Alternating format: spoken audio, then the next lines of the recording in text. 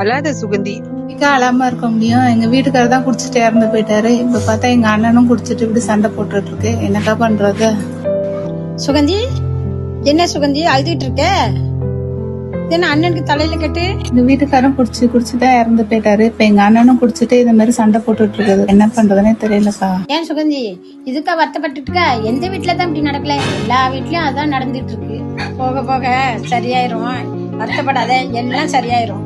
4 மணிக்கு எம்ஜிஆர் மார்க்கெட்ல கூட்ட வச்சிருக்கோம், தவறாம வந்து கலந்துக்கோ. இந்த 200 ரூபாயும் டோக்கனும் இருக்கு. இந்த அப்படி என் தம்பியும் இப்படிதான் குடிச்சு போட்டு வீட்டுல அடக்குறான். கவலைப்படாத சுகந்தி, இதுக்கெல்லாம் ஒரு வழி இருக்கு. சீமான் அண்ணன் தமிழ்நாட்டுல மது இல்லாத சமூகத்தை உருவாக்கணும்னு சொல்லி முயற்சி செஞ்சிட்டு இருக்காரு. உனக்காக இல்லாட்டாலும் உன்னோட எதிர்கால சந்ததிக்காக நாம் தமிழர் கட்சிக்கு வாக்கு செலுத்து. இதுல சீமான் அண்ணனோட ஆட்சி எப்படி இருக்குன்னு சொல்லியிருக்காங்க.